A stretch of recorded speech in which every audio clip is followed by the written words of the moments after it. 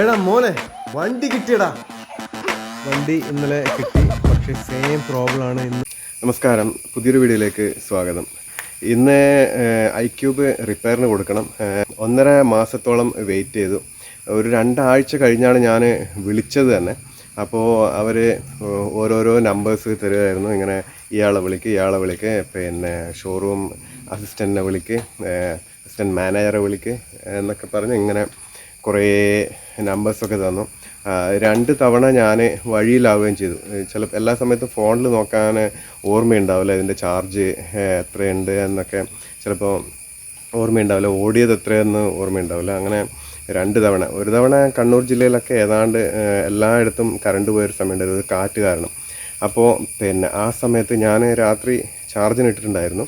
പക്ഷേ അത് പെട്ടെന്ന് തന്നെ കറണ്ട് പോയിട്ടുണ്ടായിരുന്നു. ഞാനത് ഓർത്തില്ല. കാലത്തെടുത്ത് ഒരു 10-40 കിലോമീറ്ററൊക്കെ അന്ന് 16% ഉള്ളപ്പോഴാണ് ഞാൻ ചാർജിന് ഇട്ടിട്ടുണ്ടായിരുന്നത്.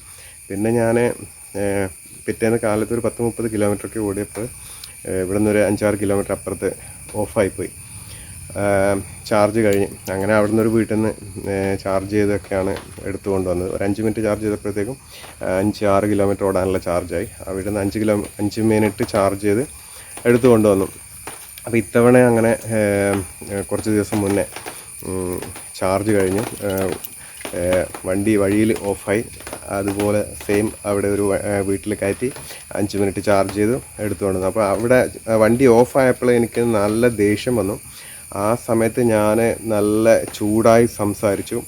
അപ്പോൾ ഞാൻ പറഞ്ഞു 10 മിനിറ്റ് ഞാൻ സമയം തരാം, അതിനിടയിൽ നിങ്ങൾ തീരുമാനം എടുത്തോളം പിന്നെ എന്ന് പറഞ്ഞു.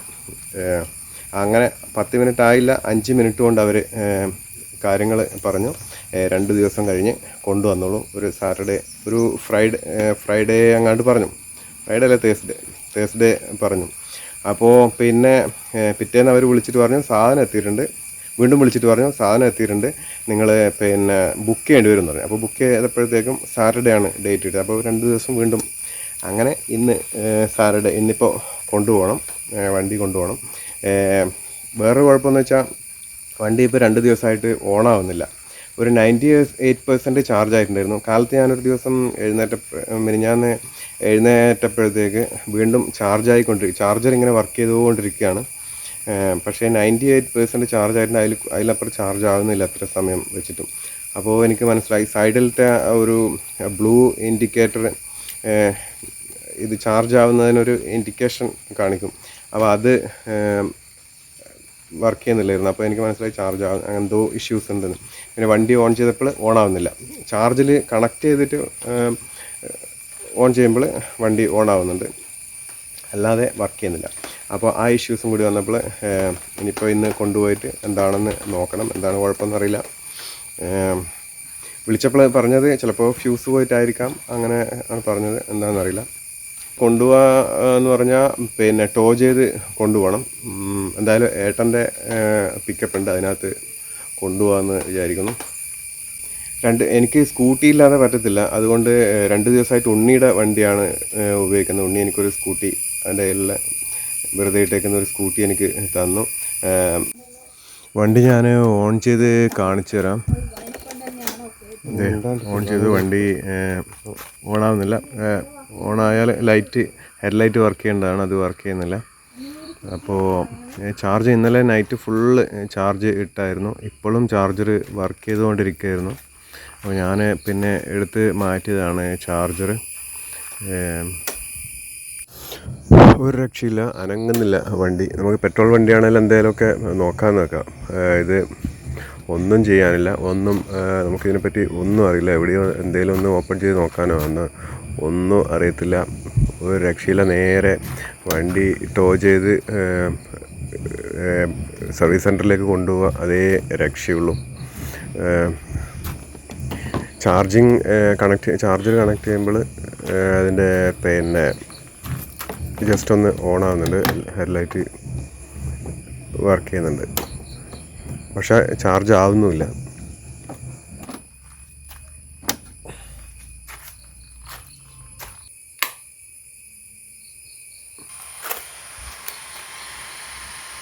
ചാർജർ ചൂടാവാതിരിക്കാൻ അതിൻ്റെ പുറത്ത് ഉള്ള ഫാൻ വർക്ക് ചെയ്യുന്ന സൗണ്ടാണത്. ചാർജർ വർക്ക് ചെയ്യുന്നുണ്ട്.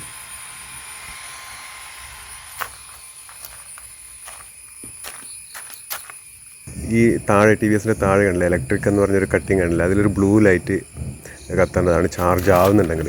അതിപ്പോൾ ചാർജ് ആവുന്നില്ലെന്നാണ് അതിൻ്റെ അർത്ഥം. അത് കത്തുന്നില്ല എങ്കിൽ ചാർജർ വർക്ക് ചെയ്യുന്നുണ്ട്. മഴയത്ത് ഓടുന്ന കാരണം ചളി പിടിച്ച് കിടക്കുവാണ്, കഴുകുന്നതും കുറവാണ്. അതുകൊണ്ട് തന്നെ ഇത് ഞാൻ ലൈറ്റ് വണ്ടി ഓൺ ചെയ്ത് കാണിച്ചു തരാം. എന്താ ഹെഡ്ലൈറ്റ് വർക്ക് ചെയ്യുന്നുണ്ട്. ചാർജർ കണക്ട് ചെയ്യുമ്പോൾ മാത്രമാണ് ഇങ്ങനെ ഉള്ളൂ, അല്ലാതെ വണ്ടി ഓൺ ആവുന്നേ ഇല്ല. ഇതിപ്പോൾ ഡിസ്പ്ലേ ഇല്ലാത്തതുകൊണ്ട് നമുക്കറിയാൻ പറ്റത്തില്ല ഡിസ്പ്ലേ ഓൺ ആവുന്നുണ്ടോ. ഡിസ്പ്ലേ ഓൺ ആവേണ്ടതാണ് ഇത് ഹെഡ്ലൈറ്റ് വർക്ക് ചെയ്യുന്നുണ്ടെങ്കിൽ, ഡിസ്പ്ലേ ഉണ്ടായിരുന്നെങ്കിലും.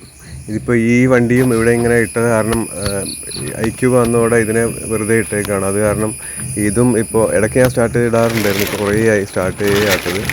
അപ്പോൾ ഇതും ഇപ്പോൾ അനങ്ങുന്നില്ല. ഒരു മാസം മുന്നേ നോക്കിയപ്പോൾ സ്റ്റാർട്ടാവുന്നുണ്ടായിരുന്നു, കുറേ ചവിട്ടിയാൽ സ്റ്റാർട്ടാവുന്നുണ്ടായിരുന്നു. റേസ് ചെയ്യുമ്പോൾ ഓഫ് ആവുന്നുണ്ടായിരുന്നു. എന്ന് പറഞ്ഞാൽ റേസ് ചെയ്യാതെ നിൽക്കുമ്പോൾ ഇങ്ങനെ ഒരു മിനിമം ഇതിൽ തന്നെ ഇങ്ങനെ വർക്ക് സ്റ്റാർട്ടിങ്ങിൽ ഇങ്ങനെ നിൽക്കുന്നുണ്ടായിരുന്നു. റേസ് ചെയ്യുമ്പോൾ അപ്പോൾ കാർബറേറ്റർ ഇതായതായിരിക്കണം. ഇത് ഉണ്ണിയുടെ വണ്ടിയാണ്. ഇതാണിപ്പോൾ ഞാൻ യൂസ് ചെയ്യുന്നത്. ഇതാണ് അവൻ തന്നേക്കുന്നത്. ഇതിലാണെങ്കിൽ പെട്രോൾ അടിയോടടിയാണ്, മൈലേജ് വളരെ കുറവാണ് ഇതിന്. അപ്പോൾ 2-3 ദിവസം കൊണ്ട് നല്ല പെട്രോൾ അടിച്ചു. എൻ്റെ സംശയം ഇപ്പോൾ ഇത് ഈ ഇലക്ട്രിക് ഒക്കെ നല്ല ശരിക്കൊരു ബിസിനസ് ആവശ്യത്തിനൊന്നും യൂസ് ചെയ്യാൻ പറ്റാത്ത വണ്ടിയാണോ, ഇങ്ങനെ നന്നായി ഓടുന്ന വണ്ടികളുടെയൊക്കെ അവസ്ഥ ഇത് തന്നെയാണോ എന്നെനിക്കിപ്പോൾ സംശയമുണ്ട്. ഞാൻ നന്നായി ഓടുന്നുണ്ട്, ഡെയിലി നല്ല ഓട്ടം ഉണ്ട്. ശരിക്കും പറഞ്ഞാൽ ഇപ്പോൾ എല്ലാ വണ്ടികൾക്കും ഉണ്ട്, പെട്രോൾ വണ്ടി ആവട്ടെ എല്ലാ വണ്ടികൾക്കും ഉണ്ട് ഇതുപോലുള്ള ഓരോ പ്രോബ്ലംസ്. നമുക്കൊന്നും ചെയ്യാൻ പറ്റാത്ത എല്ലാം.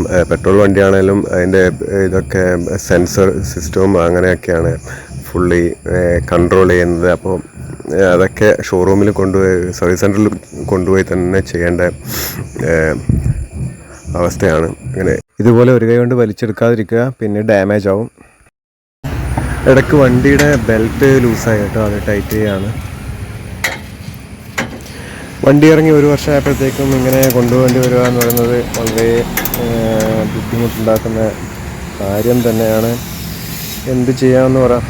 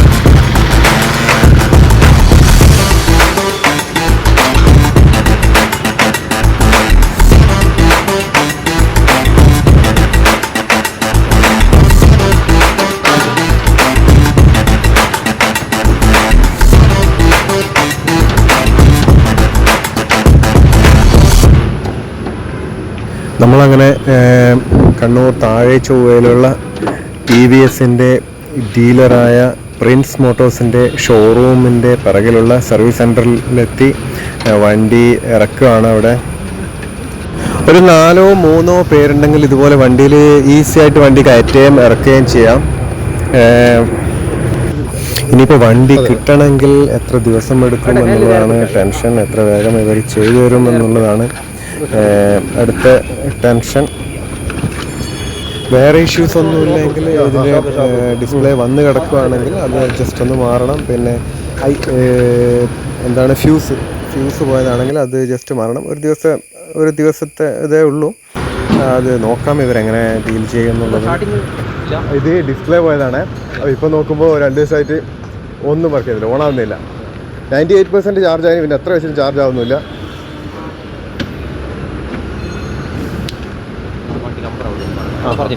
അത് നോക്കി മൂപ്പര്. ചാർജർ വേണമായിരുന്നു. ചാവിയുണ്ട്. ചാർജർ എടുത്തില്ല. ഒന്നും ഓണാവില്ല. ഇത് ഡിസ്പ്ലേ മാറാൻ വേണ്ടി ഇന്ന് വരാൻ പറഞ്ഞാണ്. ഡിസ്പ്ലേ ഓട്ടോ ചെയ്തിട്ട് വന്നിട്ടുണ്ട് എന്നിട്ട് വിളിച്ചായിരുന്നു.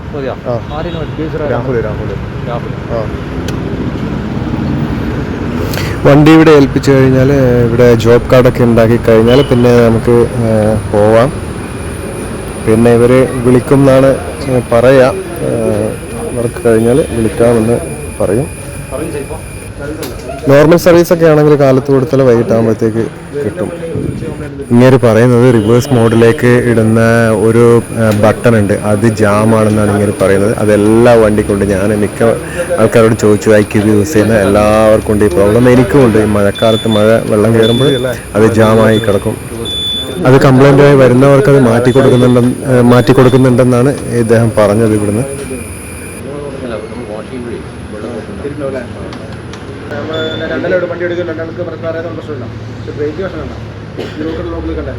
എടാ മോനെ, വണ്ടി കിട്ടിയടാ.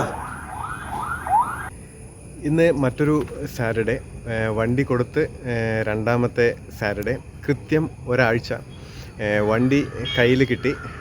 നല്ല സ്മൂത്തായിട്ടുണ്ട്. ഡിസ്പ്ലേ മാറിയിട്ടുണ്ട്. പിന്നെ ഒരാഴ്ച എടുത്തെങ്കിൽ കൂടി വലിയ കുഴപ്പമായിട്ട് എനിക്ക് തോന്നുന്നില്ല. കാരണം ഒരാഴ്ച ഞാൻ പെട്രോൾ അടിച്ചത് 1000 രൂപയ്ക്ക് മേളിലാണ് പെട്രോൾ അടിച്ചത്. അങ്ങനെയൊക്കെയുള്ള കുറച്ച് ബുദ്ധിമുട്ടുകൾ ഉണ്ടായത് ഒഴിവാക്കിയാൽ ഇപ്പോൾ വണ്ടി കിട്ടിയത് വളരെ സന്തോഷമായിട്ട് തോന്നുന്നു. കാരണം ഇതാവുമ്പോൾ ഈസി ആയിട്ട് നമുക്ക് പിന്നെ എങ്ങോട്ട് വേണേലും എടുത്ത് പോവാം. പെട്രോളിനെ പറ്റി ചിന്തിക്കേണ്ട കാര്യമില്ല. അങ്ങനെയൊക്കെ ഒരുപാട് ഇതായിട്ട് എനിക്ക് തോന്നുന്നു. എന്തായാലും TVSനെയോ ഈ വണ്ടിയെയോ കുറിച്ചോ ഒരു മോശം പറയാൻ ഞാനില്ല. എനിക്ക് നല്ല എക്സ്പീരിയൻസ് തന്നെയുള്ളൂ. ഒരു ഇതായിട്ട് ഞാൻ വലിയൊരു പ്രോബ്ലമായിട്ട് ഞാൻ എടുക്കുന്നില്ല.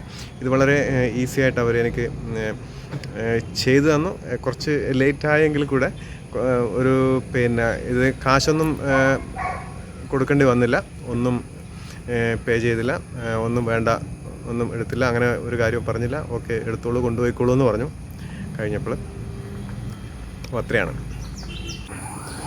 ഇതാണ് പുതിയ ഡിസ്പ്ലേ നമുക്ക് ഇട്ട് തന്നത്. അതിൻ്റെ സ്റ്റിക്കർ പോലും പറിച്ചിട്ടില്ല.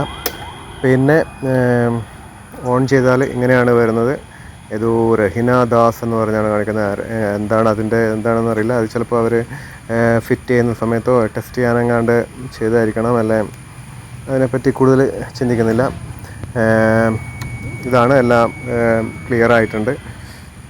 ഇപ്പോൾ 0 കിലോമീറ്ററാണ് കാണിക്കുന്നത്. എല്ലാം നേരത്തെ പോലെ തന്നെ വ്യക്തമായിട്ട് ഡിസ്പ്ലേ ചെയ്യുന്നുണ്ട്. 98% ചാർജ് ഉള്ളപ്പോഴാണ് ഞാനിവിടെ കൊടുത്തത്. 97% ചാർജ് ഇപ്പോഴും ഉണ്ട്. പിന്നെ ഇപ്പോൾ നോക്കിയപ്പോഴാണ് ഇതിൻ്റെ ഈ ലോക്കിൻ്റെ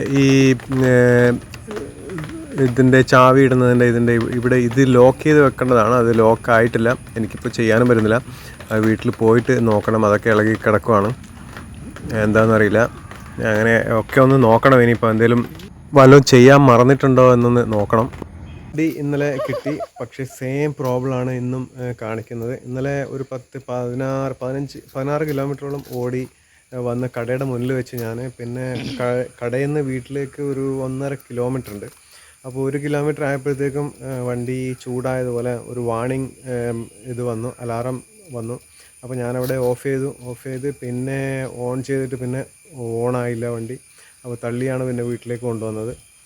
അപ്പോൾ എന്താ അറിയില്ല, സെയിം പ്രോബ്ലം കാണിക്കുകയാണ്.